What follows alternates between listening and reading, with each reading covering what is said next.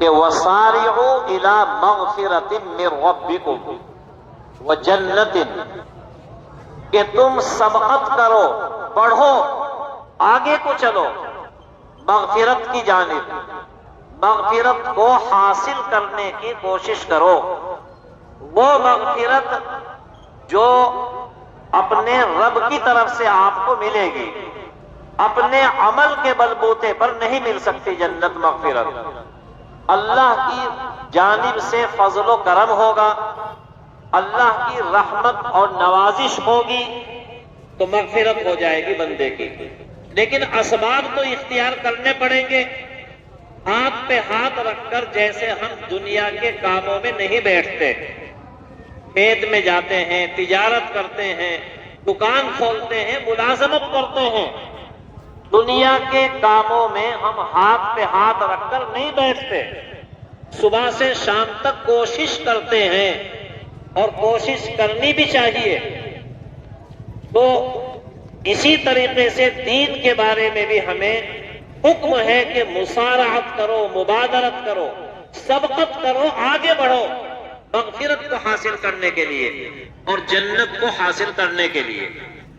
پھر تفسیر بیضاوی جو قرآن شریف کی ایک نہایت معتبر تفسیر ہے، اس میں تفسیر میں لکھا ہے کہ اسباب مغفرت کیا ہے۔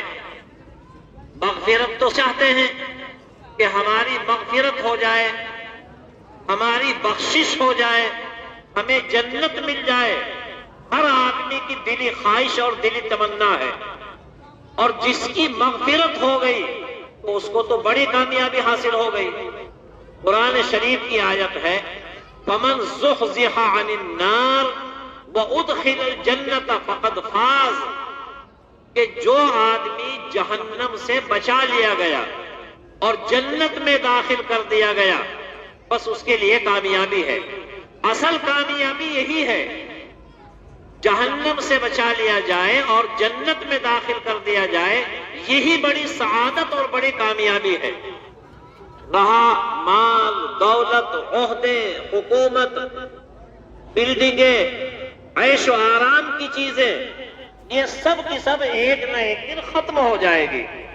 قرآن شریف میں فرمایا ما عندکم ینفد وما عند اللہ باق، کہ جو چیزیں تمہارے پاس ہے سب ختم ہو جائے گی اور جو اللہ کے پاس ہے وہ باقی رہے گی۔ ایک آیت میں فرمایا کل شیء ہالک الا وجہہ، ہر چیز ہلاک ہو جائے گی، فنا ہو جائے گی، لیکن اللہ کی ذات بابرکت باقی رہے گی۔ ایک آیت میں فرمایا کل من علیہا فان ویبقى وجہ ربک ذو الجلال والاکرام، ہر چیز فنا ہو جائے گی، ختم ہو جائے گی، لیکن اللہ کی ذات باقی رہے گی۔ نہ یہ دن نہ یہ رات باقی رہے گی، بس اللہ کی ذات باقی رہے گی۔ نہ گردش میں صدیوں زمانہ رہے گا، صدا تو کسی کا نہ سکہ چلے گا، ہمیشہ نہ کوئی جنازہ اٹھے گا، نہ خوشیوں کی بارات باقی رہے گی، بس اللہ کی ذات باقی رہے گی۔ اب دیکھو جلسے میں کتنی رونق ہے، کتنا خوشنما منظر ہے، کتنے سکون اور وقار سے آپ بیٹھے ہیں، اور باہر بھی بہت چہل پہل ہے، پورے گاؤں کے اندر خوشی کا ماحول بنا ہوا ہے۔ لیکن کچھ گھنٹوں کے بعد یہ سلسلہ ختم ہو جائے گا، شامیانے بھی اتار لیے جائیں گے، جس دری کے اوپر آپ بیٹھے ہیں وہ بھی سب لپیٹ کر رکھ دی جائے گی۔ اسی طریقے سے دنیا کا نظام بھی ایک دن لپیٹ دیا جائے گا۔ یوم نطوی السماء کطی السجل للکتب، ساتوں آسمان اور ساتوں زمین، ان تمام چیزوں کو اس طریقے سے لپیٹ دیا جائے گا کہ اللہ تعالیٰ اپنے ایک ہاتھ میں رکھ لیں گے، تمام زمین و آسمان کو لپیٹ کر ایک ہاتھ میں رکھ لیں گے، ایک مٹھی میں۔ اتنا آسان ہے اللہ کے لیے یہ کام۔ خود فرمایا انما امرہ اذا اراد شیئا ان یقول له کن فیکون، کہ ہم جب کسی چیز کا ارادہ کرتے ہیں تو ہمیں کچھ نہیں کرنا پڑتا، بس ہم تو ارادہ کیا کہ ہو جا، بس وہ چیز ہو جاتی ہے۔ بہت سے غیر مسلم یہ اشکال کرتے ہیں کہ بھلا جب مر جائیں گے، ہڈی ہو جائیں گے، پھونک دیے جائیں گے، دریا خرد کر دیے جائیں گے، تو اللہ تعالیٰ پھر کیسے زندہ کرے گا؟ اللہ نے فرمایا اسے تم مشکل سمجھتے ہو، فَإِنَّمَا هِيَ زَجْرَةٌ وَاحِدَةٌ فَإِذَا هُمْ بِالسَّاهِرَةِ۔ حضرت اسرافیل ایک سور پھونکیں گے اور تم سب کے سب کھڑے میدان میں دکھائی دو گے۔ اگر مشکل ہوتا تو آسمان کو بنانا مشکل ہوتا، زمین کو بنانا مشکل ہوتا، پہلی مرتبہ پیدا کرنا مشکل ہوتا۔ اس لیے فرمایا أَأَنْتُمْ أَشَدُّ خَلْقًا أَمِ السَّمَاءُ بَنَاهَا۔ اللہ کے لیے کوئی مشکل نہیں، ایک نہ ایک دن یہ نظام ختم ہو جائے گا، درہم برہم ہو جائے گا، لیکن اصل چیز جو کامیابی ہے یہ وہی ہے کہ ہم سب کو جنت مل جائے، ہم سب کی مغفرت ہو جائے، جہنم سے ہمیں بچا لیا جائے، اور اللہ کے یہاں تھوڑی تھوڑی باتوں پر بخشش ہوگی۔ تو تفسیر بیضاوی میں لکھا ہے کہ ہر آدمی کو مغفرت کے اسباب اختیار کرنے چاہیے، اسباب، اور بیضاوی نے اسباب مغفرت 3 بیان کیے ہیں جن سے مغفرت ہوگی۔ وہ 3 اسباب ہیں۔ سب سے پہلے تو اسلام کو بیان کیا، نمبر 2 اخلاص کو بیان کیا، نمبر 3 توبہ۔ بس 3 کام ہم سب کو کرنے ہیں۔ کچھ کام تو ایسے ہیں جو ہمارے پاس پہلے سے موجود ہیں، مثلا پہلی شرط ہے مغفرت کی مسلمان ہونا۔ تو ماشاءاللہ ہم سب مسلمان ہیں یہاں۔ مسلمان ہونے کا مطلب یہ ہے کہ ہم نے کلمہ پڑھ لیا، لا الہ الا اللہ محمد الرسول اللہ، یہی مطلب ہے مسلمان ہونے کا، کہ اس کے عقیدے صحیح ہوں، اور بڑے بڑے عقیدے فقط 3 ہیں: توحید، رسالت اور آخرت۔ یہ ہم سب کا عقیدہ ہونا چاہیے۔ اللہ ایک ہے، اس کا نہ کوئی وزیر ہے، نہ کوئی شریک ہے، اس کا نہ کوئی معاون ہے، اس کی نہ کوئی بیوی ہے، اس کا نہ کوئی بچہ ہے۔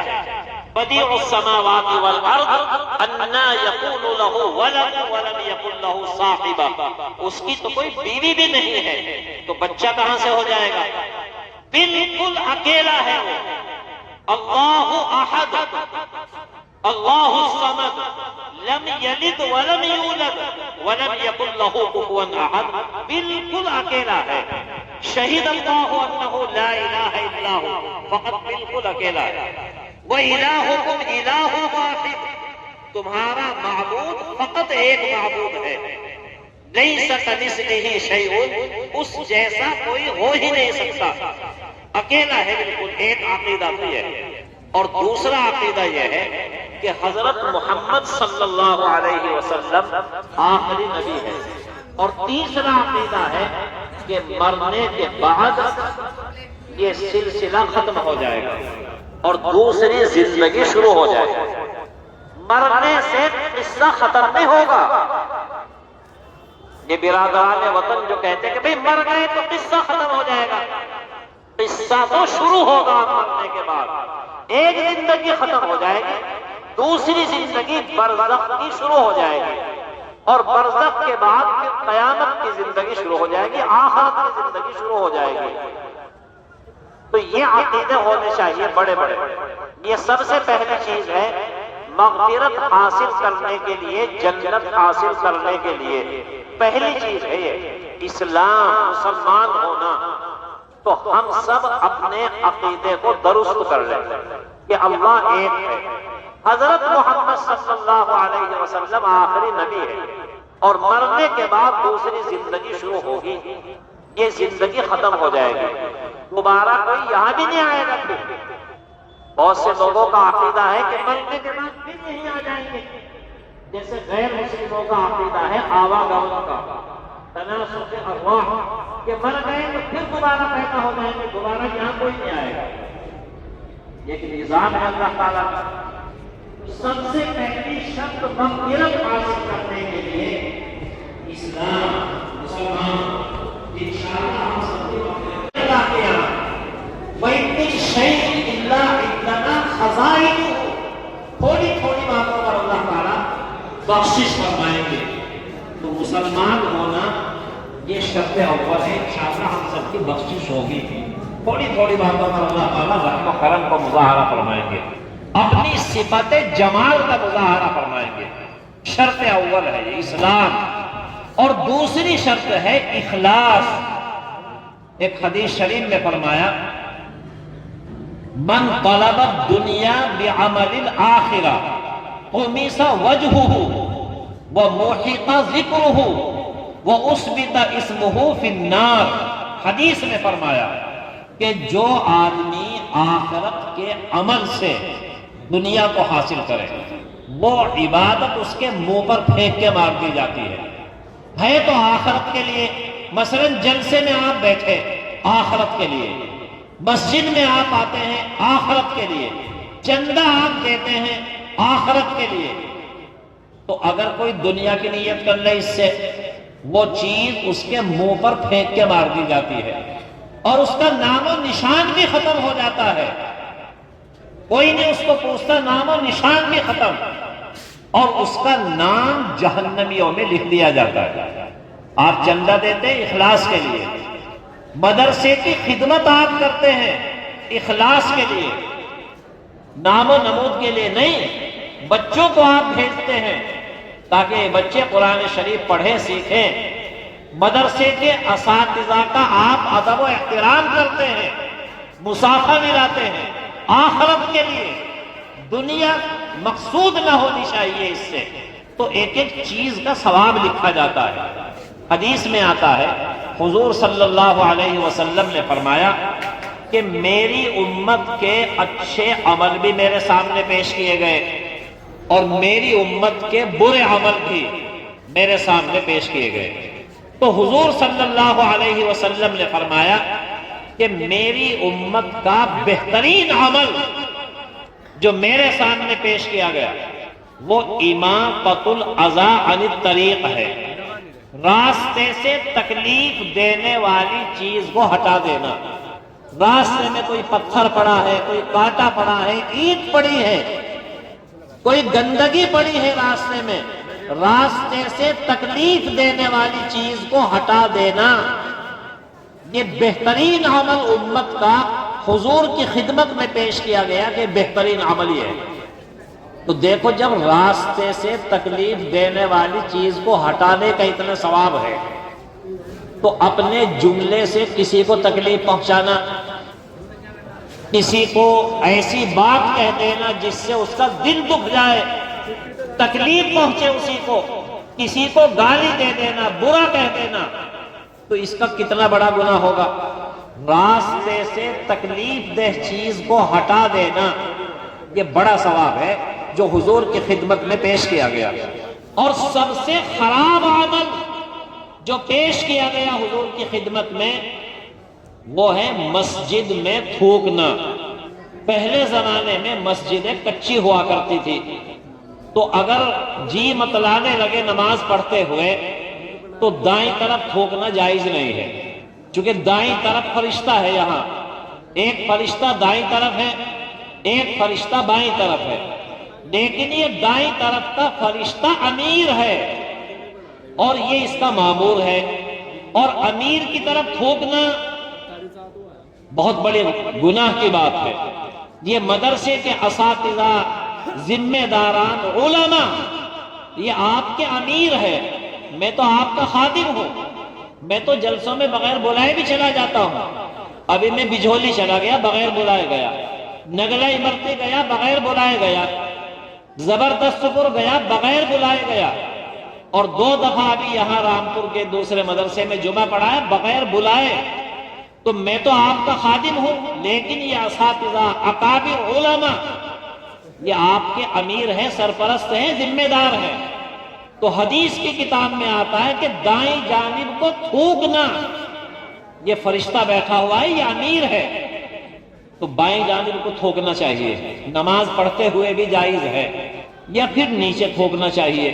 اور مسجدیں کچی ہوا کرتی تھی، حدیث میں آتا ہے کہ جو آپ نے مجبوری میں تھوکا ہے اس کو پھر نیچے کھود کر گڈھا دفن کر دینا چاہیے۔ لیکن آج کل تو مسجدیں پکی ہیں، قالین بچھی ہوئی ہوتی ہیں، صفیں بچھی ہوئی ہوتی ہیں، تو آج کل تھوکنا مسجد میں ناجائز ہے۔ ایک امام نے تھوک دیا سامنے کی طرف، حضور صلی اللہ علیہ وسلم نے مسجد سے اس کو معطل کر دیا، استعفا دلوا دیا اس کا، اور مقتدیوں سے کہہ دیا کہ اس کو امام نہیں بنانا، اس کو یہی پتا نہیں کہ کعبے کی طرف نہ تھوکنا چاہیے۔ اور حضور نے اپنی چادر پر تھوک کے بتایا۔ دیکھو اگر نماز پڑھتے ہوئے تھوک نہ پڑ جائے تو حضور نے تھوکا اپنی چادر پر، اور یہ فرمایا کہ دیکھو اس کو اس طریقے سے مل لو، تھوکا اور مل کے دکھا دیا۔ اگر نماز میں بالفرض تھوک نہ پڑ جائے، کوئی پریشانی کی بات سامنے آ جائے، تو سب سے بہترین عمل جو امت کا پیش کیا گیا، راستے سے تکلیف دہ چیز کو ہٹانا۔ آپ بھی کوشش کریں کہ میرے قول سے، میرے عمل سے کسی کو تکلیف نہ پہنچے۔ اور سب سے برا عمل جو پیش کیا گیا، مسجد میں تھوکنا پیش کیا گیا۔ پھر ایک حدیث میں آیا، حضور نے فرمایا، یہ تو عمل کی بات تھی، دوسری بات حدیث میں فرمائی کہ میری امت کے اجور اور میری امت کے ذنوب بھی پیش کیے گئے، یعنی اجر، کس چیز پر اجر زیادہ ملتا ہے اور کون سا گناہ سب سے خطرناک ہے، یہ حضور نے فرمایا کہ سب سے بہترین جو اجر پیش کیا گیا، مسجد کی صفائی کرنا۔ مسجد میں جالے لگے رہتے ہیں، مسجد میں کوڑا کباڑ پڑا رہتا ہے، مسجد میں قلی بھی ہوتے اور اپنے گھر عالیشان ہوتے۔ مسجد کی صفائی کرنا، مسجد کو پاک صاف رکھنا، یہ امت کا عمل پیش کیا گیا، ثواب کے اعتبار سے بہت بڑا عمل ہے۔ تو کوئی مسجد میں اگر جگہ دے دے، دارالعلوم دیوبند کی مسجد رشید میں ایک عورت کو اللہ نے توفیق دے دی، کپڑا خرید کر جزدان بنا کر قرآن شریف کو جزدان میں رکھوا دیے، مسجد رشید میں دارالعلوم دیوبند کی۔ اب پورے قرآن شریف جزدان میں رکھے ہوئے ہیں۔ مسجد کی خدمت کرنا، مدرسے کی خدمت کرنا، عوام الناس کی خدمت کرنا، ان جلسوں کو کامیاب بنانا، یہ بڑی سعادت کی چیزیں ہیں، بہترین اجر ملتا ہے ان چیزوں کے اوپر۔ پھر حضور صلی اللہ علیہ وسلم نے فرمایا کہ میری امت کا گناہ بھی پیش کیا گیا کہ بڑا گناہ کیا ہے میری امت کا، تو حضور صلی اللہ علیہ وسلم نے فرمایا کہ قرآن شریف پڑھ کر بھلا دینا، یہ بہت برا عمل ہے۔ ناظرہ قرآن شریف پڑھتا تھا، بھول گیا، قرآن شریف کا حافظ تھا، بھول گیا، یہ بہت بڑا گناہ لکھا ہے۔ بہت سارے لوگ قرآن شریف پڑھنا پڑھانا ختم کر دیتے، بھول جاتے ہیں، بہت بڑا گناہ فرمایا۔ اگر کسی کا بیٹا حافظ قرآن بن گیا، اس سے کہا جائے گا کہ پڑھ، بیٹا ایک آیت پڑھے گا، باپ کا ایک درجہ بلند ہوگا، پڑھنا پڑے گا وہاں بھی۔ البتہ بعض علماء نے یہ فرمایا ہے کہ وہاں قرآن شریف دیا جائے گا کہ دیکھ کے پڑھ۔ بعض لوگ تو اتنا کہ اگر ناظرہ خوابی تھا اس کے باپ کے گناہ معاف کر دیے جائیں گے، اس لیے اپنے بچوں کو قرآن شریف پڑھاؤ، چاہے ناظرہ ہی ہو۔ جو لوگ بھول جاتے ہیں، چلو ان کا بھی فائدہ ہو گیا، یاد نہیں رہتا بعض دفعہ قرآن شریف، تو دیکھ کر پڑھا جائے گا، دیکھ کر بھی اگر پڑھ لیا تو بس کام بن جائے گا۔ لیکن اگر اتنا فراموش کر دیا قرآن شریف کو، اتنا بھول گیا کہ دیکھ کر بھی نہیں پڑھ سکتا، بس پھر وہ جہنم رسید کر دیا جائے گا۔ تو دیکھو اخلاص بہت ضروری چیز ہے۔ چھوٹے سے چھوٹا عمل اگر آپ نے اخلاص کی بنا پر کیا، یہی کام آ جائے گا۔